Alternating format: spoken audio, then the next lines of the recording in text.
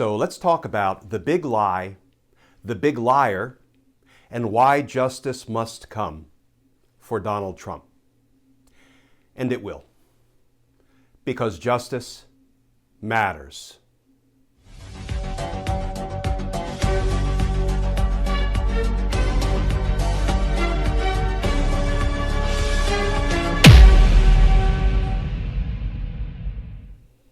Hey all, Glenn Kirshner here.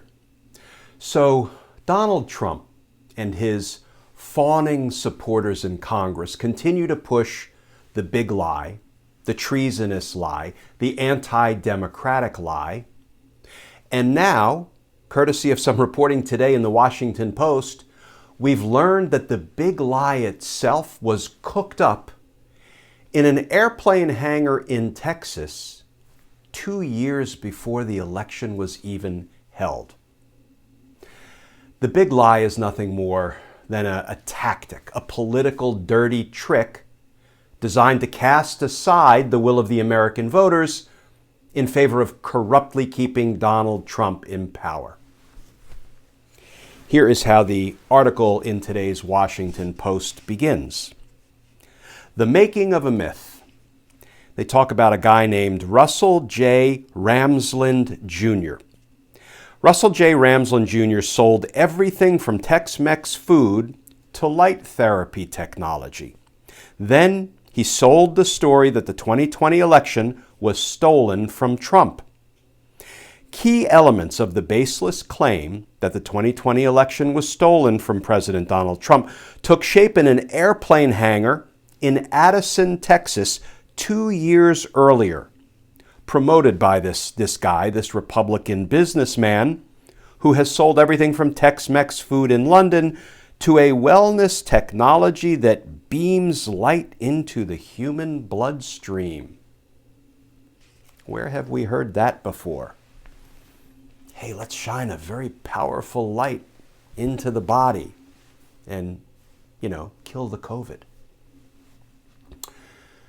So now, the big lie that was created as a political dirty trick 2 years before the election has now morphed into the mandatory lie. And those weak little politicians in Congress, those followers of Donald Trump, are now ousting their own who refuse to adhere to the big lie and who refuse to pledge allegiance to the big liar. You've seen the reports about what is about to happen to Congresswoman Liz Cheney. This from CNN. House Republicans are preparing to oust Liz Cheney from leadership this week. Why are they about to oust Congresswoman Cheney? Well, Republican Congressman Adam Kinzinger has been telling us why.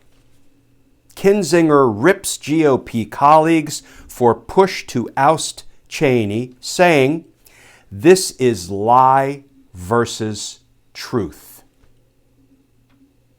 So because Liz Cheney will not adhere to the big lie and pledge allegiance to the big liar, those weak little Republicans in Congress are about to oust her from her leadership position.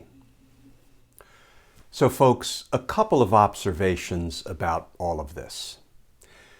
First of all, do the Republicans really think that by forcing people to adhere to the big lie and pledge allegiance to the big liar, that they're expanding their base? That they're attracting new voters to the party of the big lie? No. Look, Donald Trump lost by 7 million votes, but if the Republican Party keeps this up, the next Republican candidate for president will probably lose by 10 million or 12 million votes. And if that's the way they want to go with this, fine. The question becomes, where do we go from here? Now, first of all, rarely do I read my own tweets. I think I may have done it once before because I'm not often that enamored with my tweets. But, in a burst of frustration this morning, I said, the single best way to diffuse and debunk the big lie? Arrest the big liar who birthed the big lie and used it as his weapon to attack the U.S. Capitol in an attempt to subvert the will of the American voters. Donald Trump must be held accountable for his crimes if we care about the future of our republic, and we do. Donald Trump must be held accountable for his crimes. And he will be. Why do I say that? Well, because I am certain that Merrick Garland and the current leadership of the Department of Justice and the 110,000 good men and women who are now being allowed to do the work of the American people at the Department of Justice care about the future of our republic. And let's take on one more question. Why is it taking so long? It seems like it's taking an eternity. It's moving at a glacial pace. We are all so frustrated, waiting for justice to get here. Well, consider this. The Deputy Attorney General is a woman named Lisa Monaco. And it took a good long time for the Senate to get around to confirming her. But once she was confirmed and she started as the number 2 person at the Department of Justice, it took just 1 week for her to approve the search warrants for Rudy Giuliani's home and office. That is pretty darn quick.